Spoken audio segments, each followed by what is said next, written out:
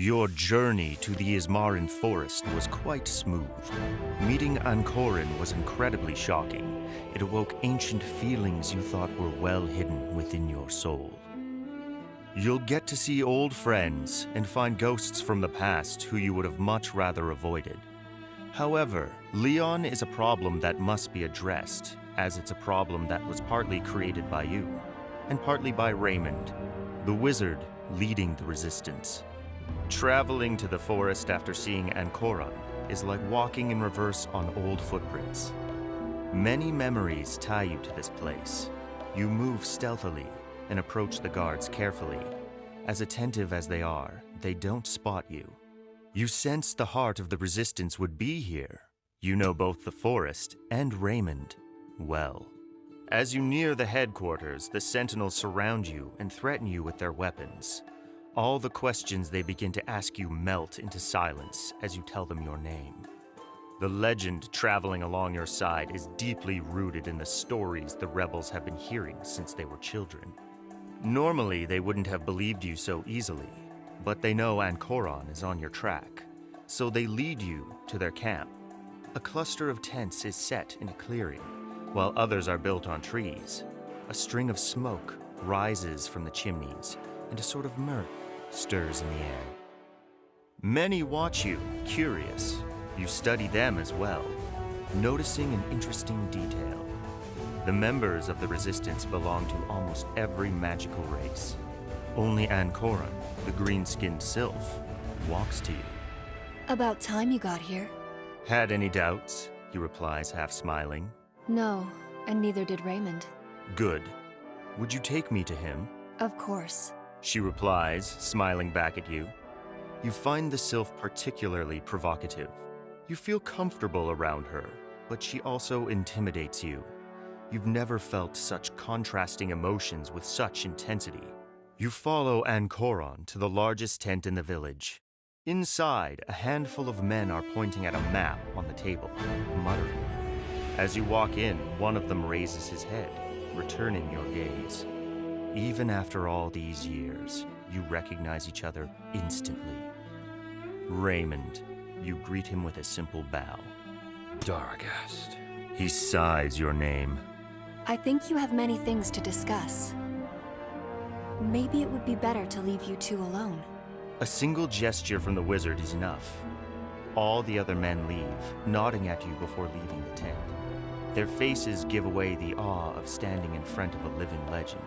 It's good to see you again, my friend, you say, trying to break the ice. It's been a long time. You sit, and he hands you a cup of wine. Together you reminisce about your old adventures and bygone days. You share the dark moments as well as the nicer ones, your heroic feats and the base betrayals. You both discreetly avoid mentioning Asperia, your old flame. When you finally get to the reason that brought you here, Raymond summons some of the members of the resistance. There's something urgent to discuss, and he needs to explain why Ankoran has come looking for you, endangering her very life. Only the most eminent men take part in the meeting, among which are 2 wizards and a warrior you've never met, and of course, Ankoran, whose face you've become familiar with by now. They are the Resistance's advisors, and as such, they take part in every meeting. Raymond begins his address right away. We need your help. Your presence here restores our souls, but it's not just that. You could help us find new allies so as to plan an offensive strike against Leon. Your opinion and your support are crucial. Raymond is desperate, and he has no idea how to proceed. He can't figure out a way to stop his former student. You're talking to a man who can't do anything more than brandish a rapier against common enemies. Ghosts of the past are a completely different story. That sylph, Ankoran, is really good. She could certainly do better than me. She welcomes your recognition with a smirk. Ankoran is a precious asset thanks to her abilities, but in a different way. Each one of us is essential to the cause. As you accepted our summons, well, I believe you might want to help us. Of course. Choosing where to start from, though, that's a challenge. Only 3 people might help us: an assassin, a bard, and a former outlaw. You already know 2 of them. We'll need the help and experience of all 3. Perfect. I'll leave first thing tomorrow morning. Who are these people? The bard's name is Balgor Oryar. He's a Teboshi who can gather information from unusual places in unusual ways. He travels the world on behalf of his sovereign. The assassin is Ulist Orontor, a dear friend of mine. We were both mercenaries, and he was with me when I fought Triumvar Lotanor. We protected Leon together. And as for the outlaw, actually, I would have bet he'd already joined your cause. His name is Karkas. He's a big guy, a natural-born fighter, maybe even one of the best in the whole world. If I had to choose who to recruit first, I'd say...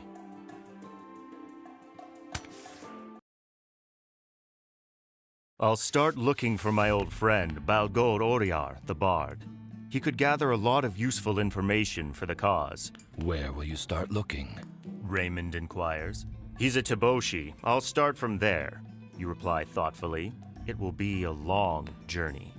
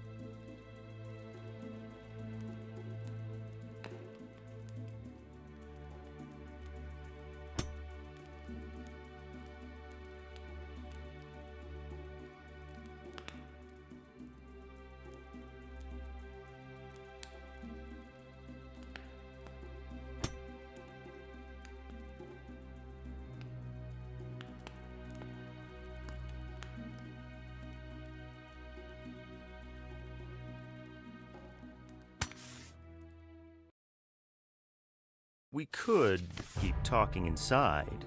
You get straight to the point. She smiles, accepting your invite. Why not? As you lift the tent's flap, she goes in ahead. It will be a long and busy night. You study your tent. There are a few blankets in a corner, a table with some clean water for washing, and a small cabinet with drinks and glasses. You notice the wine and water right away. Drink something? You ask. And she gladly accepts. You fill 2 glasses with red wine and hand her one of them. The sylph takes it, the cups clinking. I grew up hearing stories of your youth, the feats of the strongest warrior in Hesperia. Would you tell me some more? You didn't expect her request, and your face clouds up, but you manage to shake it off. If you want Anne Corin to trust you, you'll have to give her something. Come, let's sit. You lay down the blankets and you both sit, glasses in hand. I traveled a lot, and my past has been less than pleasant, full of blood. I was a gladiator in the arenas. Friendly skirmishes at first, but then I was forced to fight in death matches. I'm not proud of everything I've done. My life changed when I lost my wife. You stop, as you'd rather avoid saying more. You were married? Yes, but she left me for another man. I found out he beat her, and when he crossed the line, I made him pay. She died, but I took his life. Silence looms over both of you for a while. The mood has gotten a bit weary, but you did invite her in. It's been years since it last happened. You could ask her to talk about her past, or you could dismiss her.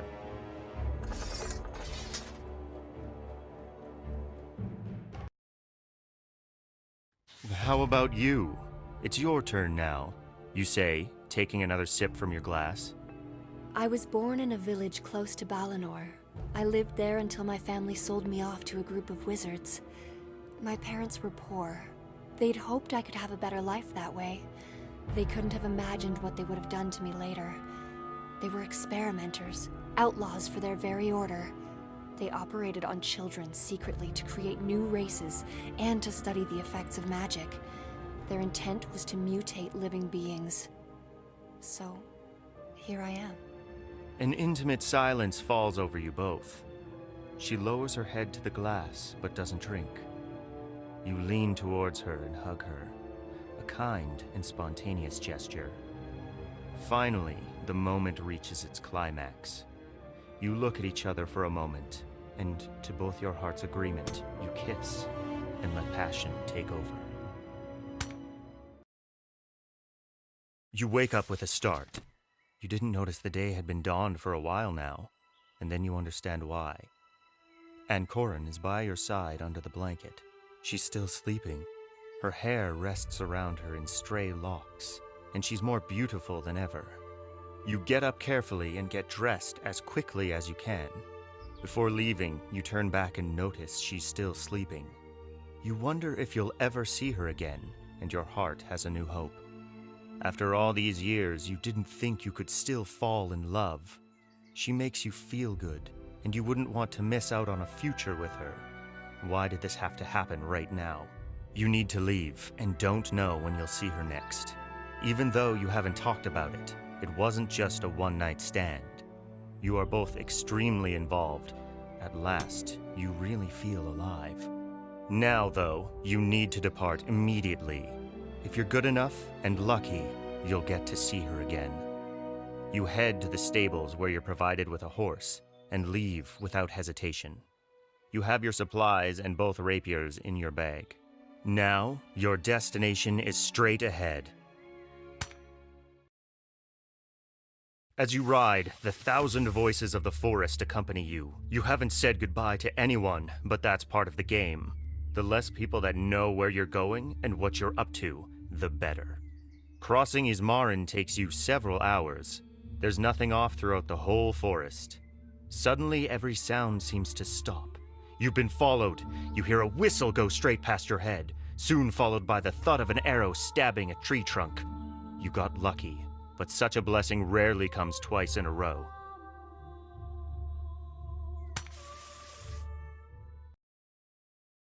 You quickly dismount your horse. You hide behind your ride and seek shelter amidst the vegetation.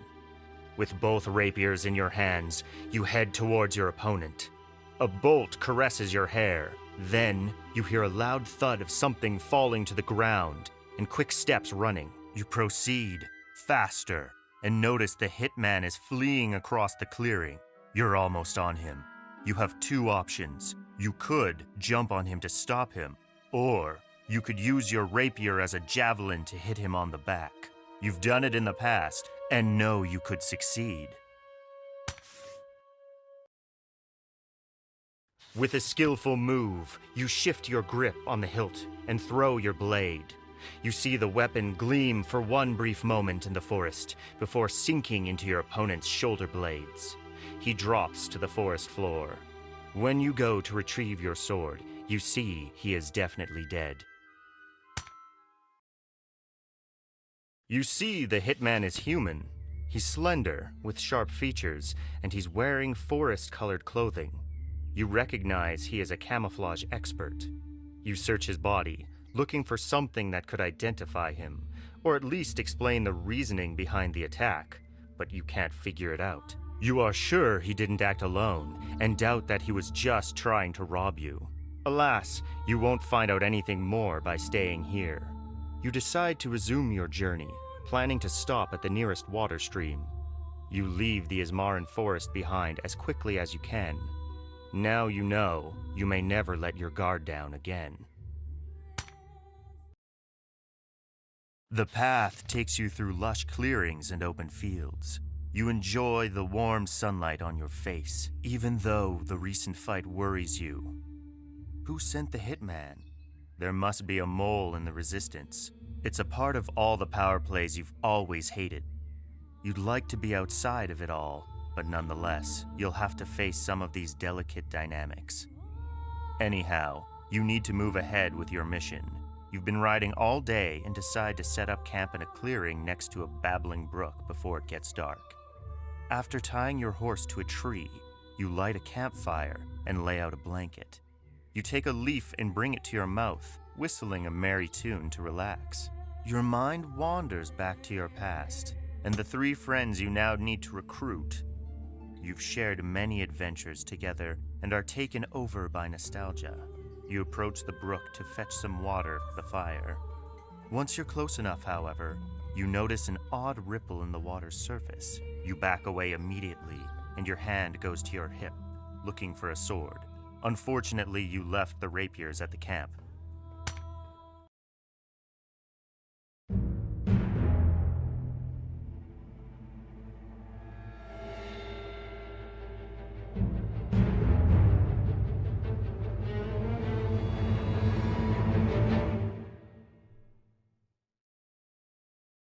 A large brown head emerges from the stream.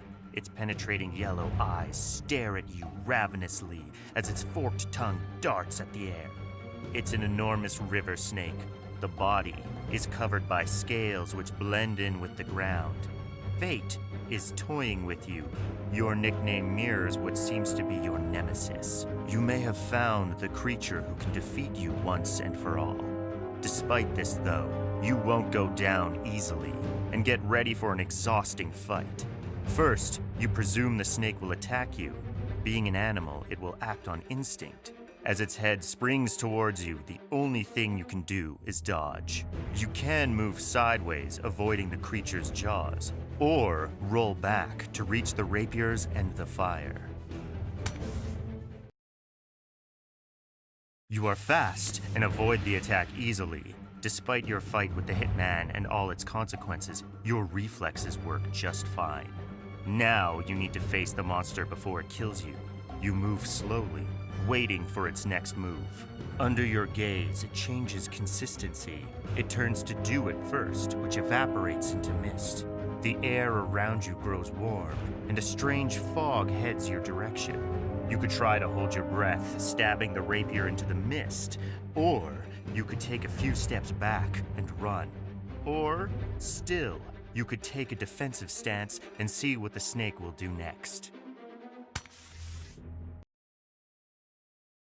The monster turns into a huge water pillar that pours on you like a waterfall. It's trying to drag you into the river. The combination of your intelligence with the Sword of Ruin saves your life. The stone lights up once more, repelling the liquid. The snake is forced back into its original shape. Now you can attack it with all you've got. You stab your rapier deep into its eye, up to its brain. The beast drops dead to the ground. You're exhausted, but at least you hunted great game for tonight's meal. Not even this creature managed to beat you. You wake up at first light. Despite all of yesterday's struggles, you're well rested and begin to think of your next moves. You need to get back to the road, so you ready your horse and jump in the saddle. The memory of your night with Ann-Corin is sweet company. You wonder if you'll ever have a future together, or if laying with her was a mistake. You sincerely hope she's safe while you're not together, but you've never been lucky with women so far.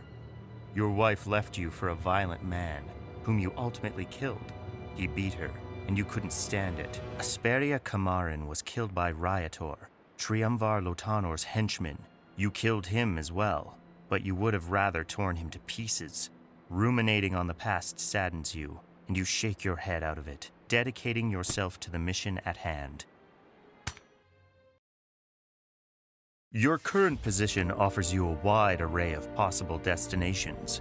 You could look for the closest town to play some music and merry company. You're a bard, and you know the best places to make some money and gather some information while doing so. Ball has always been an envoy of Tibosh, which is east. If he's not in his nation, then he'll certainly be in one of the more populous cities of Kael'Sanar. It is likely that your search won't be easy.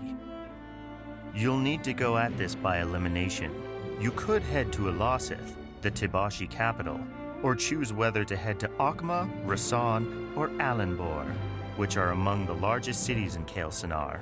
You need luck to be on your side as well, but you're sure you'll be able to find some information along the way.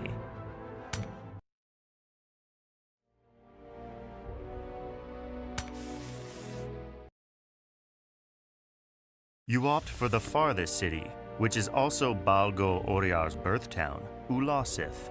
Your journey to Tibosh will be perilous. You already got a good taste of it in the past. You take the commercial route to stay away from the bloody outlaws. Many convoys had the same idea. Some travelers greet you along the way, while others are indifferent to your passage. All of them, however, have an armed escort. Amid the busy road, a group of merchants is engaging in a lively discussion with the leader of the soldiers, providing the security detail. You can't listen in on the conversation, but at one point, the whole troop turns their horses and heads back to Kael'Senar. You could head to the merchants and offer yourself as a bodyguard, so you won't travel alone. Or just keep going on your own. You approach the convoy. Nobody is alarmed, but they examine you head to toe, acknowledging at a glance your skill with weapons. The first merchant you meet is a stocky man wearing a green mantle, a red sweater, and some strange black pants. All the others stand behind him, silently watching you. You presume he's the convoy leader. They deal in refined fabrics. Your escort left you. You go straight to the point right after having exchanged pleasantries. So you have an eye for details. The merchant caustically replies. What do you want? I'm Dargast, and I'm headed to Ulasith. I'm traveling alone, and I'm getting quite bored. Besides, it could be dangerous. We could proceed together. The merchant inspects you carefully, weighing your offer. How much will this cost? You're not too young, and judging by the look of it, not too fit either. You burst out laughing straight in his face. Just as you thought, he's never heard your name, and if he has, he isn't connecting it to your fame. Just the company for the road, some food, and a fire. It's merely a matter of safety, you reply kindly. The man signals for you to wait, turning around to confabulate with the others. Finally, he turns back to you and extends you his hand. I'm Sovistar, leader of this company of weavers. Welcome among us. You shake his hand. It couldn't have gone any better. However, you still have one doubt to clear. Why did the guards leave you? We had an agreement. They were supposed to escort us to the border, but we were attacked by bandits. Some guards died in the fight, and the others asked for more money. We couldn't afford it, so they left. Mercenaries usually aren't reliable. Who's your patron? The king! Sovistar swells up with pride. This keeps getting better. You're well known at the palace thanks to your past. You keep traveling over the next few days without any unexpected meeting, reaching the capital safely. It's a sumptuous city which never ceases to amaze you with its pink and white bricks.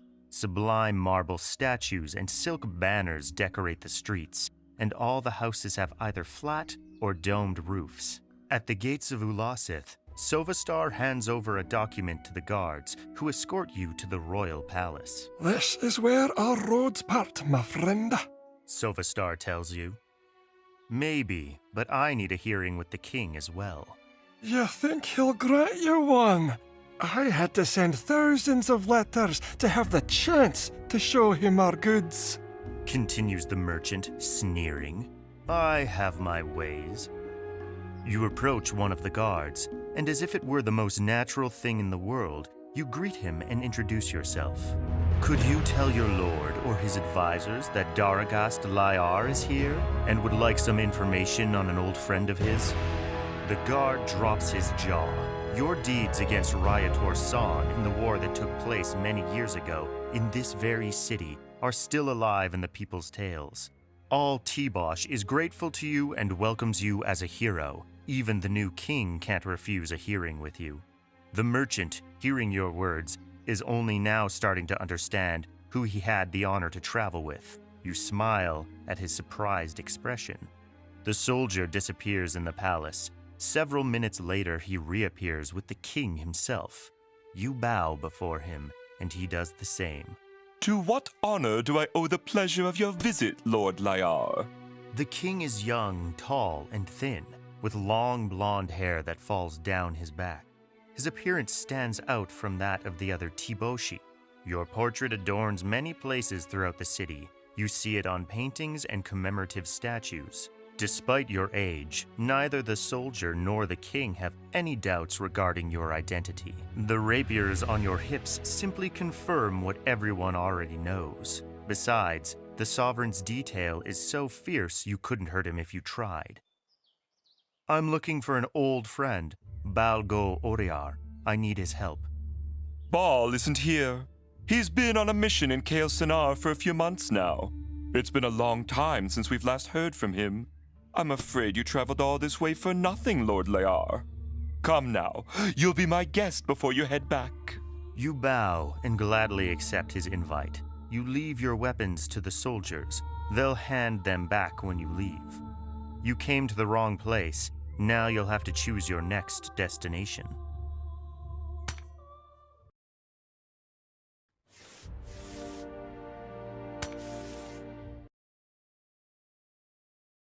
You've barely reached the town before people start overwhelming you with questions on your visit.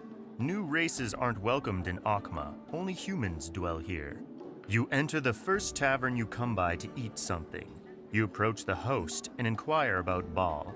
I'm looking for a friend. He's a bard with a wonderful silver lyre. He's in jail. The man cuts you short, answering readily. You're happy you've found your friend, yet you can't help but worry about him. How come? He was here, singing and playing, but someone didn't like his music, so he got punched. Your friend was having the best on him, but the other guy knocked his head against the table and broke his neck. He's in for murder. Even though many people testified in his favor, he's being kept in for his safety. The dead guy's friends are just waiting for him to set one foot out of jail. It's a dire situation. You need to solve it. You head to the barracks right away, as you need to talk with the bailiff who tends to the detained. When you arrive, you deposit your weapons and wait your turn. Bureaucracy is fast in Akma, and within the hour you are received by a massive man with a stern face. What brings you to Akma? Why did you ask to see me? A friend of mine is detained here, Balgo Oriar. He's a bard. You don't need to add another word. The bailiff snorts and smiles at you. That bard is tough. He took a stand against the Harton family, and now they're out for revenge, because their ward's dead. Ball's innocent. It was self-defense, so we're just keeping him in to protect him. No need to anymore. He's coming with me. It's not that easy. There are 3 Harton brothers, and each one is at least twice your size. Still smiling at him, you reply with confidence and a bit of bravado. That's something you haven't done in years now. Just hearing my name will have them shitting their pants, and if I'm wrong, we'll see what happens next. And what would your name be? Daragast Lyar. The snake! The bailiff jumps out of his chair and issues the order to release Baal immediately, and to escort him there with 10 men to retrieve all his belongings. Your name still inspires awe in some cities. You may not be as young as you once were, but experience is on your side. The door opens and your friend walks in, whistling. He's holding the silver lyre, and time seems to stop for a second. You've been through so much, the memories crowd the room. You hug warmly. It's good to see you, Ball. You too, Dargast. The bailiff brings you up to speed on the town's situation. He advises you to avoid causing a fuss and attracting unwanted attention. The Harton brothers are sure to try an ambush, knowing Oriar's out. We'll leave right away. They won't have the time to try anything. The bailiff wishes the 2 of you good luck. You and Ball leave the barracks and go get your horses. I didn't expect to see you here. Why'd you come looking for me? The bard asks. His hair has turned gray just like yours did, and many wrinkles run through his slim face. You still cherish the memory of your challenge many years ago. The Resistance needs strong and expert allies such as you, for instance. Normally I'd call you some name and head back to T-Bosh, far from wars and rebellions. But you got me out, and with any luck you'll help me out with those 3 thugs. So I'm in, unless you accept my counteroffer. Ball caught you off guard. He's always been a resourceful man. Which is? Leave all of this behind. Come with me to T-Bosh. Enough fights, wars, and useless bloodsheds. Just you, the lyre, and music. This is yours. I've kept it for far too long. He continues, handing you the lyre. As a matter of fact, it has always been yours.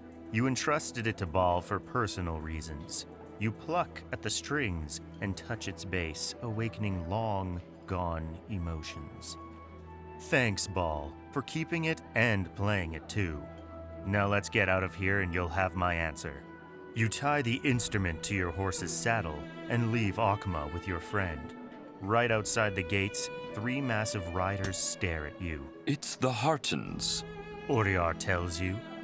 I figured. Well, let's get this whole thing figured out. I don't have a weapon. Ball confesses.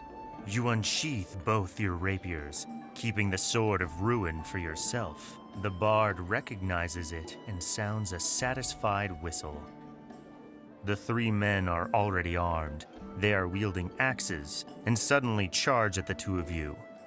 You could wait for them, or try to intercept them, even though you're clearly outnumbered.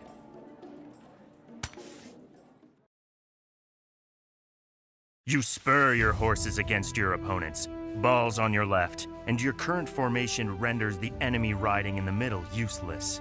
The 2 of you jump on the others. Your jobs are easy. Rapiers have a wider range than axes. You pierce their throats, turn your horses, and head for the last brother. He fights, but now you outnumber him, and he doesn't stand a chance. That was easier than I expected, you sneer. Ball isn't laughing, though. That's the point. I don't like this life. I'll follow you, but only out of debt. Are you sure you want to dedicate your life to death? It's time to seriously think of your future. You could leave the Resistance, Raymond, Ancorin, and Leon. You could follow Ball to T-Bosh in the hope of a peaceful existence.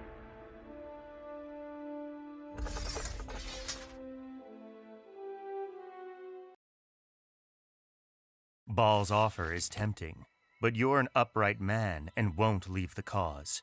You'd be weak if you did otherwise. Raymond and Ancorin are still counting on me. Besides, I still have other business to attend to. You can wait for me in the Ismaran Forest. The rebels' camp will be happy to welcome you. So be it. It seems our paths part yet again. Not for long, Ball. I'll be there soon. You keep to the main road, reaching the borders of Ruloth in a few days' time. The forest awakens ancient memories, not all of which are pleasant. You need to find your friend, Ulist, and persuade him to join the resistance against Leon Munar. The first part of the forest is deserted. Before heading to the east area, which houses some settlements, you decide to go towards the center, where you buried Asperia.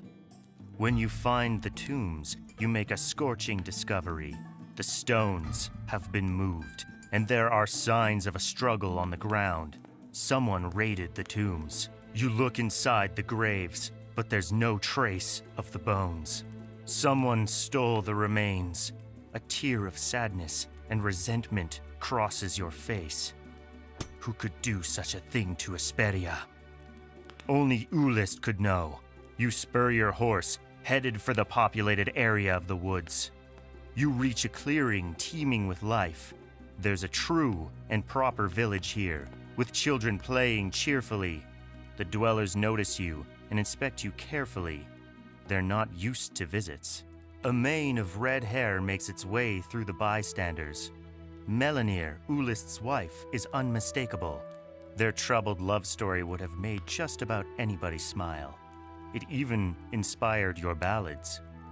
Back when they first met, your friend was a professional assassin, and she was a prostitute.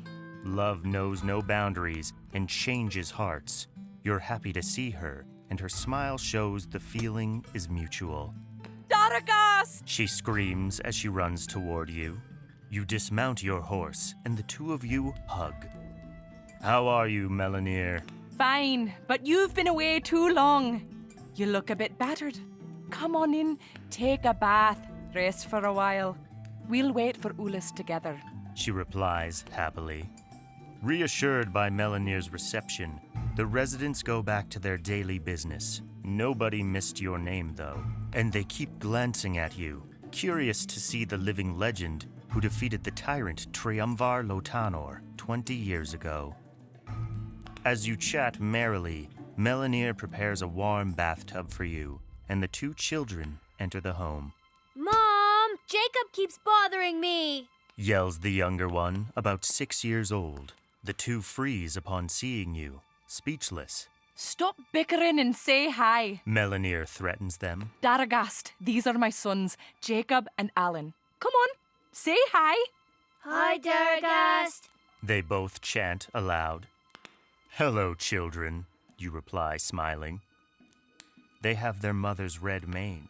The oldest is about 10 and has Ulist's demeanor. All right, take your time. Clean clothes are on the chair. Ulis size should fit you. Melanir hands you a piece of soap. You gladly accept, and you're left alone. You bathe in the tub, and also in memories, reliving the days of old when you'd travel together with your friend, as soldiers of fortune at first, and questing partners later. You scrub all the dirt and sweat off, and get dressed. Right as you're about to leave, someone knocks at the door. I'm dressed. Come on in. Everyone comes back inside. The children run to another room to play. Melanir, always sunny and smiling, comes in first, followed by your friend, Ulist Orantor. He has a few wrinkles on his face, and his hair has grown white, but his hands are still strong, and his body still slim and toned, despite a bit of gut due to age. I didn't believe it. Says the former assassin. Well, you can now. You both hug and burst into tears. You don't need any other words, nor to say anything else. Your bond is so strong that the empathy hasn't decreased over the years. Tonight, we'll make a feast for the whole village, with music and dancing. Declares Ulist. Thank you, my friend. I could really use some rest. What brings you here? I'm here on the Resistance's behalf. Join us, you tell him, getting straight to the point. Melanir clouds up, and Ulist's face changes expression. I have a family now, and a business. However, I owe you a lot, and I can't say no to you so easily. It's a tough decision. Stay with us for a while, and then we'll see. You don't have to answer right away. I can wait for a few days. You both turn to Melanir, who's smiling sadly. Whatever you do, I want him back safe and sound at the end of it all. She's talking to you, and the admonishment isn't new. You have my word, but please, tell me, what happened to the tombs? I think it was Leon. He must have been looking for Triumvar's talisman. He left the tombs as you found them. I took care of Asperia's body. We cremated her, and I spread the ashes. May she find peace. Explains Ulist. Thank you. The children's laughter takes you to lighter thoughts and subjects. The evening proceeds with tales and good food. All the village is together. This community pivots around Ulist's family. He founded this hidden place in the world, smuggling exotic delicacies from other cities. Some animals they hunt in these woods cannot be found anywhere else. After the wizard's experiments and the fall of the Tower of Balinor, many of those creatures ran, hiding in every corner of Kael'Sanar. Sing us something. You're urged by a village woman. Of course, you reply with a smile on your face. You stand up as everyone turns quiet and start singing a ballad. Your talent as a bard charms the village dwellers. Night falls on men's hearts, mist rises on women's souls. Sooner or later the sun shall fade, moon's here to light the world. A flame yet burns in the camp's midst, warming desires like a bright fire. One moment of peace, one moment of light.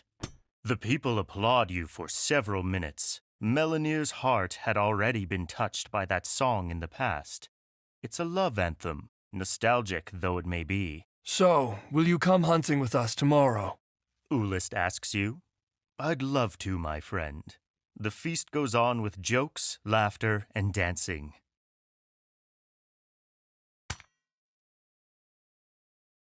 Ulist wakes you up, and after you get dressed, he hands you over a black spear along with a knife with a blade as long as your forearm. Don't take the rapiers. They'd just be an impediment. Take this knife. It'll be much more useful. You accept and leave your weapons at home. Without adding anything else, you head for the forest. It's first light, and it's not too hot yet. This is the perfect moment to hunt. The animals have just woken up, and you have a good chance of catching them by surprise. So, what are we hunting for? You ask Ulist. They're called saprifix. They're large birds with small wings. They can't fly. Their beak, though, it's as sharp as an eagle's, and they're about the size of bears. They protect their nests strenuously, and they don't fear man. So, easy prey, huh? You caustically reply. Ulist smiles. Come on, old man, and be quiet. There's one leaving the nest right now. What your friend just called a nest is really a cave, with a stagnating and smelly water pool right outside. The creature is exactly as he described it. It's not alone either. Another one exits the cavern, and their call reminds you of an eagle's. You're on a hill with a great vantage point, and with even numbers. However, you are in their territory, and given the prey's size, the hunt is dangerous. You can't talk, or you'll be heard by the saprifix.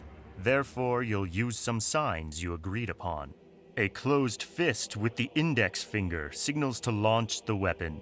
A closed fist signals to approach the animals and stab them. Ulist leaves the choice up to you. You sign with the index finger, and you both throw your spears. Ulist hits his mark first, piercing the beast, which cries out in pain. Your weapon flies to its target, stabbing its chest. You're both two artists when it comes to weapons, and you cut your risks to a minimum. A face-to-face with these creatures could have been lethal. Great shot, mate.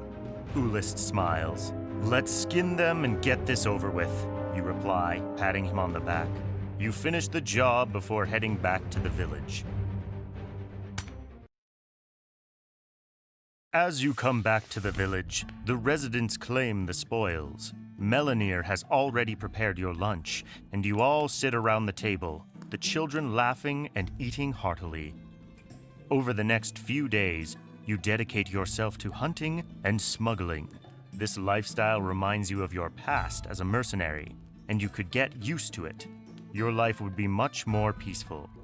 On the second night, while you're drinking some beer with your friend, sitting outside the hut, the mood grows tense. So, it's time to choose, my friend. Ulist tells you seriously, and? I'll join the resistance, unless you'd rather stay here and become a smuggler. You didn't expect the offer. It seems you're facing quite the dilemma. The lifestyle he's offering is tempting, and you need to choose wisely. You won't be able to turn back.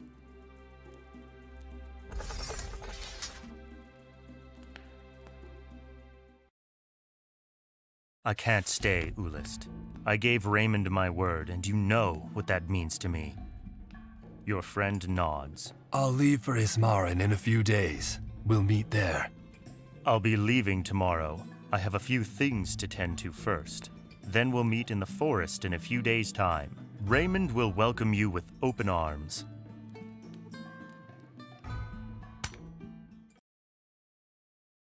You wake up at first light.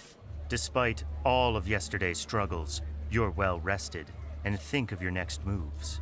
You need to get back on the road, so you ready your horse and jump in the saddle. After a few days' travel, you reach the shining city of Athenios. You know your way around well. You took part in the city games many times when you were younger. You won most of the time. That's how you got your nickname, Snake. Walking through the city, merchants and mercenaries enliven the streets.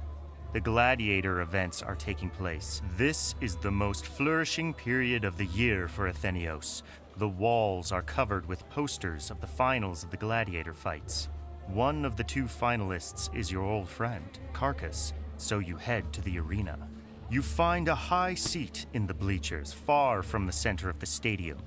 The fighters make their entrance, wielding blunt weapons. Fights to the death are banned in Athenios, even though accidents may occur. Only Tibosh allows last blood fights, as they're much more remunerative for fighters. You study Carcass and his long hair, still black as night, tied into a ponytail. His mighty musculature is highlighted by the sun. His opponent is younger, and just as imposing with his head bald and shiny. You feel a jolt of excitement and adrenaline, almost tasting the song of steel. It takes you back in time. You'd like to be in there, fighting for glory. You'd still be able to. The thought's time was long enough. The fight is already over. Carcass disarmed his adversary and is now standing above him, 1 foot on his chest. The crowd cheers, applauding the winner. Gladiator fights never last more than 5 or 6 exchanges. You climb down the bleachers, waiting for your friend where the crowd is gathered to see him from up close.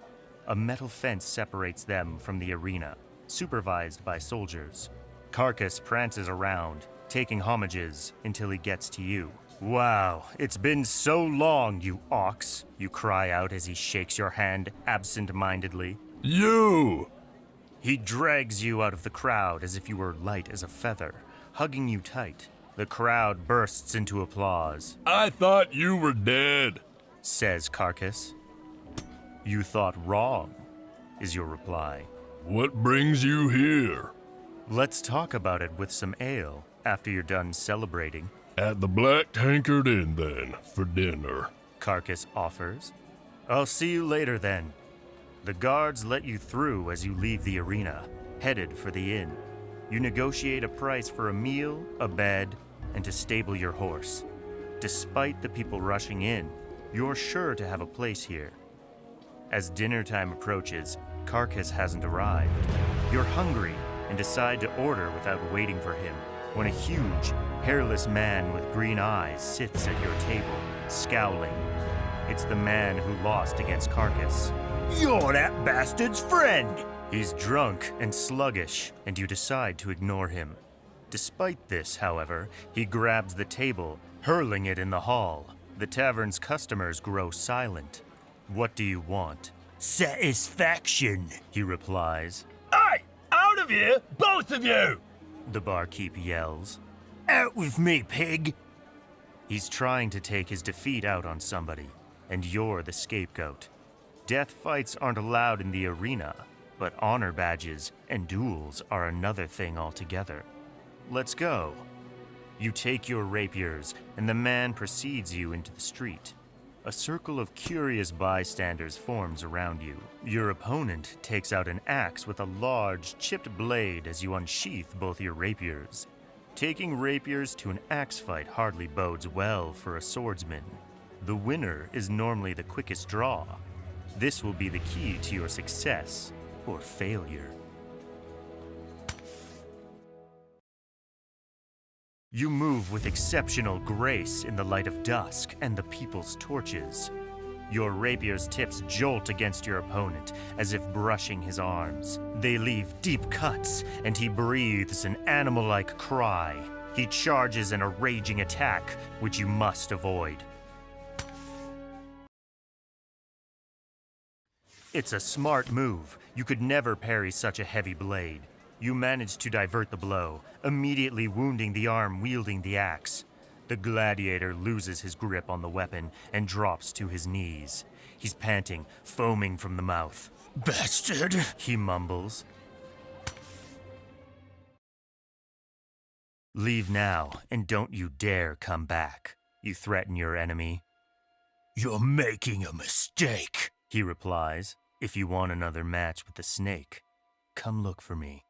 The crowd hushes, including the bald man you just defeated. Nobody had recognized you after all these years. Your nickname is a legend. The man suddenly springs up and runs, as the mob disappears at once. Only Carcass remains. I don't know what happened, but you must have had your reasons. Says your friend. I don't want to talk about it. It's not what I'm here for. You still got it. Carcass adds. As a matter of fact, blood is boiling within your veins, and old habits are emerging. Let's go eat. You try to change the topic. Let's go inside. I have an offer for you. So do I.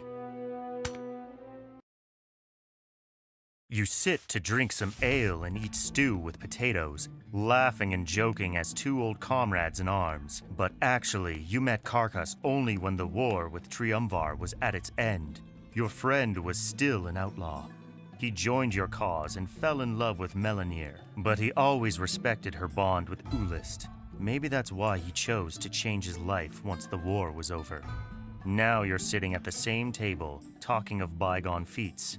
Carcass is more talkative than you, as you prefer listening, but it's still an enjoyable moment.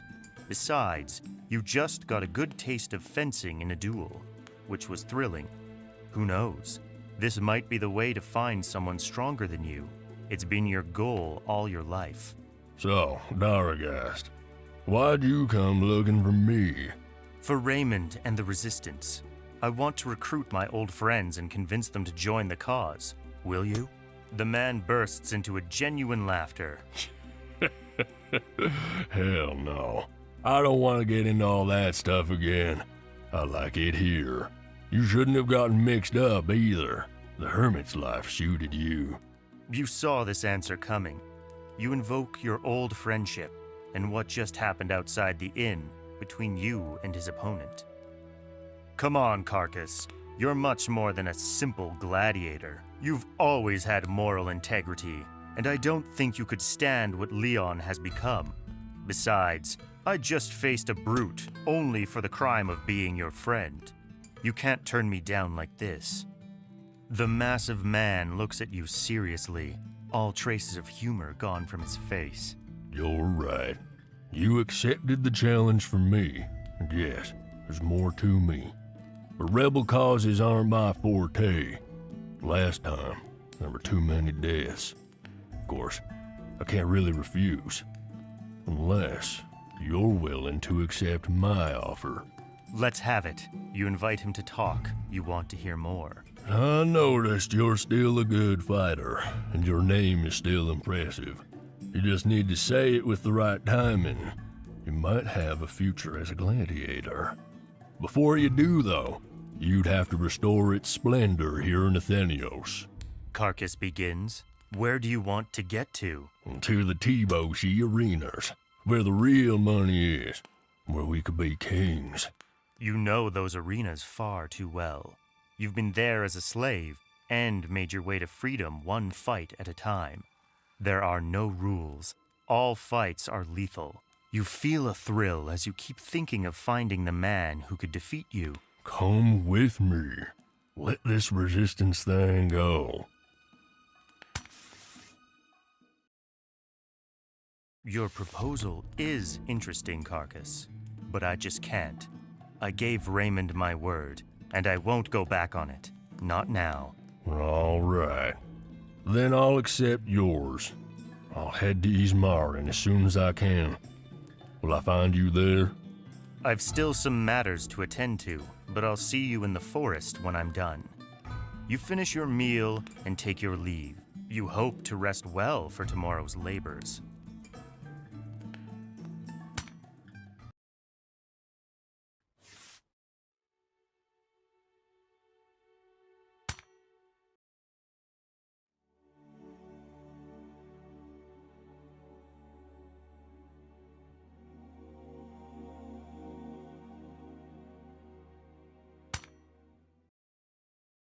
As you enter the Ismarin forest, you immediately notice something's off. It's too quiet, and there is not one guard in sight. Once you get to the Resistance's camp, You discover a pack of menacing creatures is invading the center of the clearing. As soon as you're within their sight, they start charging you. You feel lost, but Ankoran soothes them with a whistle. Finally, we were only waiting for you, deadbeat. Ankoran starts, smiling. I'm glad to see you too, you reply, shaking your head. What are these creatures? They're Greystorm. They'll be precious allies for the Resistance. Ankoran and the Greystorm aren't the only ones waiting for you. Ulist, Ball, Carcass, and a stranger are also at the camp. The stranger starts. Yes. What happened here? We had to run. Raymond led us to Satrapur. Leon was about to attack us. How long have you been here? You ask your friends. He was already here when we got here, Replies Ulist, nodding to the stranger. We've been waiting for you for a couple of days. We'd have left after a few more. You nod at your friend and turn back to the stranger. Could I know your name? I'm Palisar, the new head of the Resistance. You got here just in time. I couldn't have waited much longer. I came back for you and Ankoran. Now, let's head to Satrapur to reorganize the Resistance. That's too much information all at once. You need to let it all sink in. Ankoran had a mission too? What happened to her? Why is this man leading the Resistance? Where is Raymond? Why isn't Raymond here? You ask, as your heart pounds against your chest. He was killed by a hitman. He had appointed me as his successor to lead the Resistance before that, though. You're sad for this loss, but you need to accept it. Probably the same one who tried to stop me before I came looking for you. I left a man in Satrapur who's in charge of our troops. I've come back here to take you to the city. We'll plan our next moves from there. Let's go then. No time to lose. You call for action. It will help you not to fall into sadness.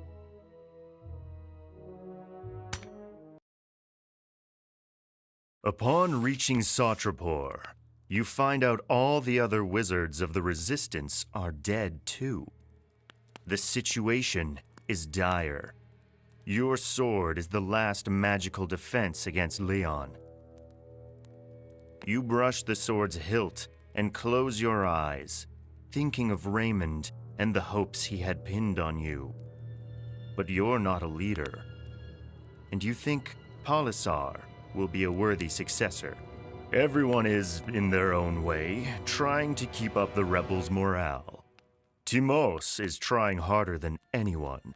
He's a tall, massive man and a skilled strategist. He's tight with Palisar. You, Ulist, Ball, Carcass, and Ankoran all swear loyalty to the cause, inspiring everyone's awe. However, you would like to understand how Raymond died. You ask around, starting a small investigation, until you are approached by a boy as you're talking to a few of his friends. Hello, Dargast. What's your name? Phil. He replies, blushing. He looks torn, but since he's shy, you'll have to strike the right chord. Come, sit with us. The boy gladly accepts, and also takes the beer stein you've offered him. So, what is it, boy? Carcass asks, convivial as usual. I heard you're looking for Raymond's assassin.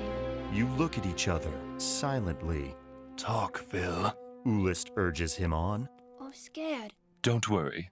You're safe with us. Ball adds, Yes, we'll protect you. and Corin reassures him. The boy musters up some courage and spills the beans. The other night, I heard Timos talking to someone.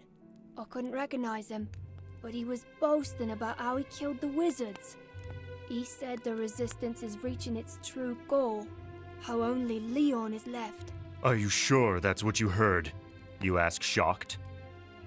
He nods, firmly, even though he's afraid and nervous. Could it be Palisar, the man he was talking to? Ulist asks. No, I know his voice. But he might be involved, since they're friends. Phil answers. Go now, boy. Don't mention this to anyone. You tell him, looking him straight in the eyes. The boy leaves, disappearing in the night lights. What do we do? Ball asks. Phil has no reason to lie. Let's go get Timos. Let's wait for the dead of night first. Ulist proposes. You're the assassin. We need him to answer our questions before we kill him. You all agree and wait for darkness to shroud you. Finally, you sneak out of your lodging. Ulist shuts his mouth closed and holds a knife against his throat. Carcass points his sword at him, and you and Ball tower over him. Hello, Timos. If you don't answer our questions, Ball will make you suffer like hell. The man opens his eyes wide and fails to hold his bladder for the terror. You sign at Ulist, and he lets the man's mouth go. What's your first question? Did you kill Raymond? No! See, I don't believe you. Try and be more talkative. You nod at Ball, and he unsheathes a knife, cutting out a finger from the man's hand. Ulist stops the man's mouth again, choking back the scream. Timos understands you're not playing games. You can keep interrogating him.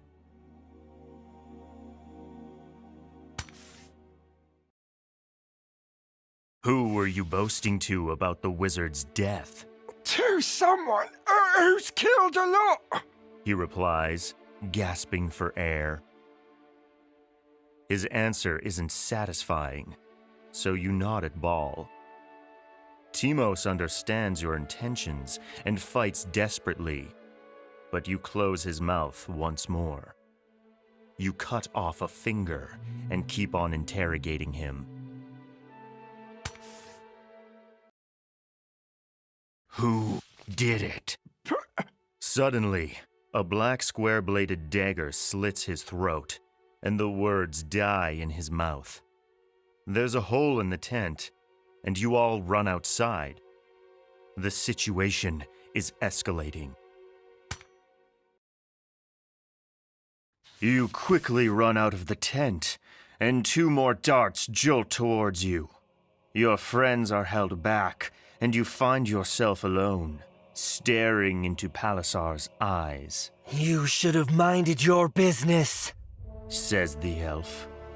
You shouldn't have killed Raymond, you reply. Before he prepares another dart, you have to attack. You also hear footsteps behind you, and you understand Palisar isn't alone. Your friends are already busy fighting someone else. Since they were held back, you're going to have to take this fight alone, ending it as swiftly as possible. You move forward, unsheathing both your rapiers, and the elf mirrors you, wielding a sword and a dagger. The dim light is enough to study the opponent. Palisar is in a defensive stance, barely exposing his left leg. You should figure out how best to attack. Maybe you could try to open up his defense, stabbing at him, or try and bind him to disarm him. Or finally, you could try a direct blow to his front leg.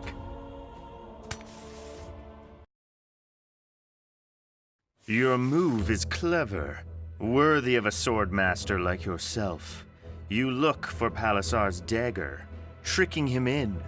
With a quick wrist movement, you disarm him, leaving him with only his sword and a shocked expression. You have to take advantage of this new situation to press him on. Should you try to disarm him of the sword as well, or press him on? attacking with both your rapiers. You press him back with several feints, until finally you bind his steel with your rapiers, sending his sword flying out of his hand. Now, your opponent has both your blades aimed at his throat. He's at your mercy and must talk. Surprised by his fierce smile, you can't fathom why Palisar is so happy, but you don't even have the time to ask. He throws himself on your weapons, stabbing his throat to death. The answers you were looking for just vanished. You turn to your friends, seeing they defeated their foes as well. Now, you need to choose how to go on. After the fight with Palisar, the camp is in turmoil. You and your friends told everyone what happened, providing evidence as well. The boy's testimony, the one who gave you the damning clue against Palisar, helped confirm your version. Besides, you are Daragast Layar. Everyone trusts you. Now, contrary to everything you thought, you are the new leader of the resistance. The rebels welcomed you loudly. You have to take stock of the situation. The resistance must work alongside Satrapor's citizens and ready the defenses. Checking the walls, you notice most fortifications are compromised and incomplete. There isn't enough time to fix all of them, so you'll have to make a few compromises. First of all, you need to choose what machines you'll be using to strike at a distant army. Ballistas or catapults?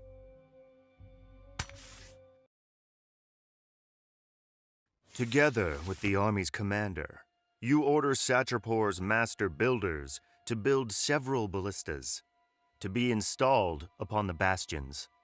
We'll place them on the towers. They'll have to be directable and should provide to be manned by 4 soldiers. They must withstand a massive strike. Do as he says. Orders Malmo, the commander. He's supporting you in every way he can, and you thank him with a nod. You feel somewhat close to him. Now, we need to choose the army's weaponry. I'll take you to the armory. Malmo agrees. At the barracks, you find armor, shields, and plenty of melee weapons. There aren't many ranged weapons, which will be fundamental in case of siege. Here too, given the lack of time, you'll have to compromise, choosing between longbows and crossbows. Malmo, tell the armorers to prepare as many crossbows and quarrels as they can. They have a shorter range than bows, but they're stronger. I agree. Anything else? No.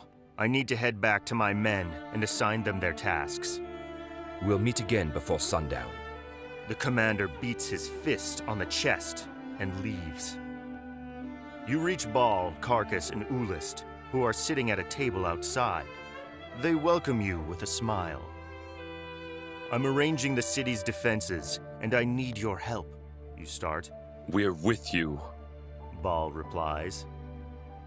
You have to get the men ready. Train them in melee fights and archery. Establish who will take care of the wounded. Can you do this? Of course. We'll begin right away. Carcass replies. Your 3 allies split their task and get to work. You head back to your tent. You need to find out what Leon's plans are. So you send out a legion to scout the situation. They will intercept his army, try to slow it down, and then come back to update you. You have Ancorin summoned to your tent. You have a task for her.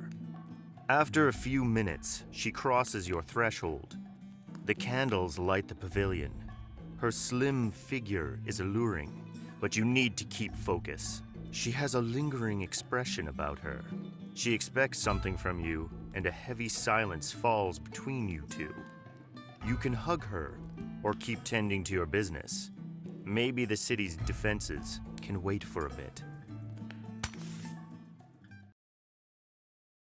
It's good to see you back, Ancorin. You welcome her? You too, Daragast. How may I help you? It's a truly awkward moment. You long for each other. The tension between you is to the roof. But you need to stay focused and hold back. I need to ask you something. Anything. Head north. Intercept Leon's army. If he's already on the move, slow it any way you can. Then return and report to me. It's suicidal. How could I manage to do that? The Sylph asks. Take the allies you have brought back. I'll prepare a unit to come with you. I'll leave tomorrow. Very well. Commander Malmo will select the contingent. I love you, Daragast. And Corin doesn't wait for your reply. She quickly leaves the tent. I love you too. You whisper to the air.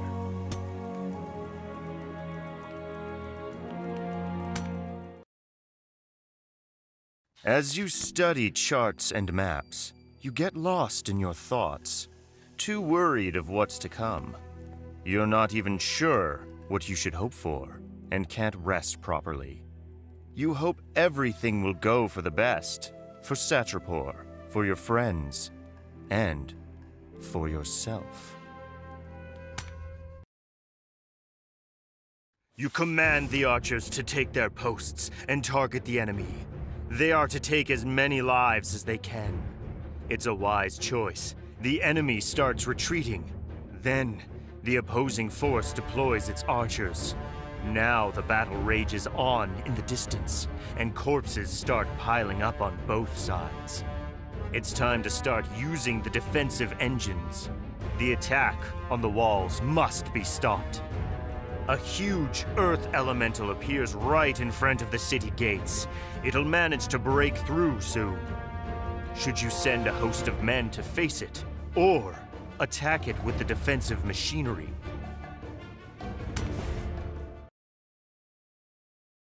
Target the elemental! You yell at the soldiers as they man the machinery. Even though they obey right away, the monster is just too powerful and smashes in the gate. There is no way around it. You have to face the beast. So you rush down the stairs to the entrance. A projectile hurled from one of the war engines hits its mark, and you're tossed to the ground. Leon is ready to face you when you stand back up. Leon, your old pupil stands before you. You saved him from Triumvar, together with Asperia. You stare into each other's eyes. Your feelings are somewhat mixed now. It's time to settle all scores now. Leon is trying to take back his birth town, but he's doing it in the worst possible way. Death and pain are never the right way to settle scores. Your protege is wielding his mage staff and a sword, ready to face you. He's a powerful wizard, and you taught him to fight yourself. I see you found my old rapier! It was meant for you, but I had to wield it against Triumvar and Riotor San to save you. And now, I have to wield it against you. Well, aren't you proud? You shake your head bitterly. I would have rather been proud of you. Stop this madness. Order your men to retreat. You have a huge power. Use it to bring peace. Take a look around, Daragast! This city is mine by birthright! It was taken from me! I had to flee to avoid being killed with my parents! Now, I am taking it back, and even you won't stop me! Your words hurt him, but you had to try to make him reason one last time. There's no choice then. We have to fight. Leon prepares for the fight. As you both assume fighting stances, you look at each other carefully. trying to spot any weaknesses. You let Leon make his first move. You're patient and want him to vent. As you expected, he starts off with a spell. He conjures a powerful water blast. Will you roll sideways to avoid it? Or raise the Sword of Ruin to shield you?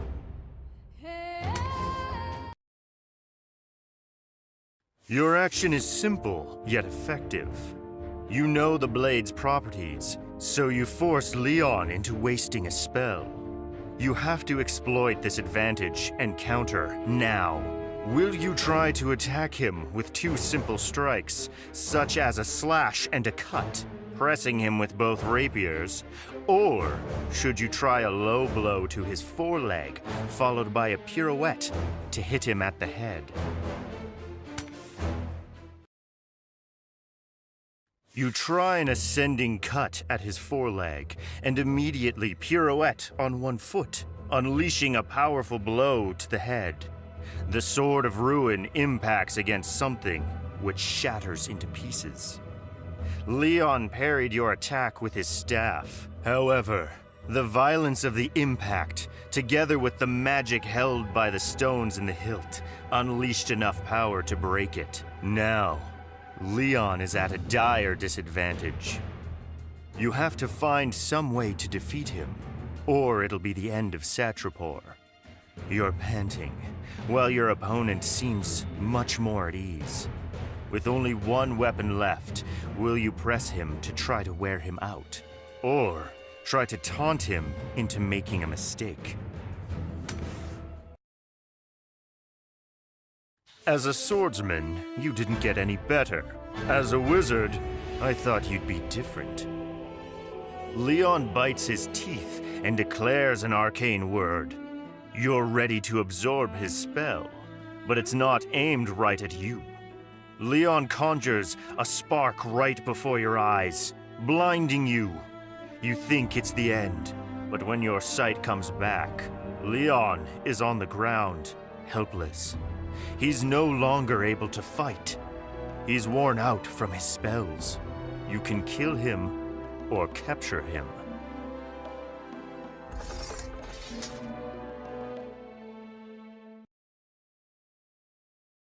You waver for a few seconds.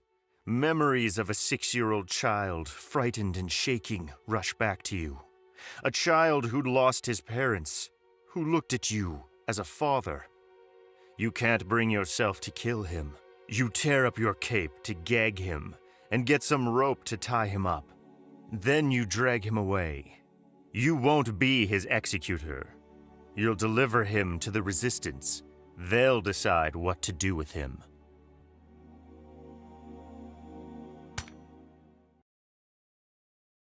You just defeated Leon when you hear a trigger right behind you. Instinctively, you jump to the side, dodging the bolt just before it stabs your back. Unfortunately, though, the quarrel hits your wielding arm. Your attacker is a bald-headed elf. He's wielding a sword, and his raised arm reveals a small wrist crossbow. You have to switch hands with the rapier, but luckily, you're ambidextrous. Who are you, you ask? And Kalimo. And you are? Daragast. His eyes light up as he recognizes his new enemy. Burning with rage, he was close with Leon. Seeing him lying on the ground shocked him. Will you let him attack first, or will you make the first move? You won't leave him any space nor advantage. Showing right away what you're made of, you spring to attack. And Kalimo didn't expect your fury. He was not prepared. He thought you were gravely wounded, but he was wrong. Now he's struggling, and you have the upper hand. Will you try to wound the arm with the wrist crossbow, or to disarm him of his sword? You want him swordless. You could best him before you tire, if you have a wider range. You advance and bind your steel to his. With a firm wrist movement, you send his sword flying. The elf opens his eyes wide, and you exchange glances for a second. Now, will you stun him to capture him, or drive your rapier through his throat? In battles, there's no time to lose. The elf is extremely dangerous, and you have to get rid of him quickly. You suddenly thrust at him. The rapier drives deep inside his mouth and out the nape of his neck, spurting blood everywhere. Now, this damn siege has to stop. Hearing a blast, you understand the enemy forces penetrated the city. You have to find a way to rally your men and defeat the army. You take a look at Leon, lying unconscious on the ground. With some effort, you push him up. I have Leon Munar! I caught him! Your men rush to your aid and help you show the prisoner to the enemy. Yield, or we will kill him! You yell at the opposing army. Many soldiers lay down their weapons. Others run scared, aware of having just lost the battle. The siege ends. You've won. You capture all soldiers who surrendered and imprison Leon. He will be judged by the Sovereign of Satrapor. Now, you deserve a little rest before deciding what you'll do with your life. A few days after the battle, you wake up in a room in the royal palace. You're alone, even though you'd rather not be.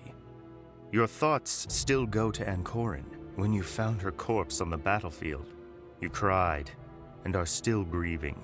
The void she left in your heart will never be filled. The Sovereign offered you to become the new head of the Royal Guard, but you turned it down. You can't stay where your love was killed. You get dressed and head outside to the chamber's balcony. Several feet below, you see the parade ground. Your mind wanders back to the two women you've lost. Every time you fall in love, you lose everything you fought for. Maybe it's about time you stop making people suffer and stop suffering yourself. Without even noticing, your will gives in and you plummet down to the square below.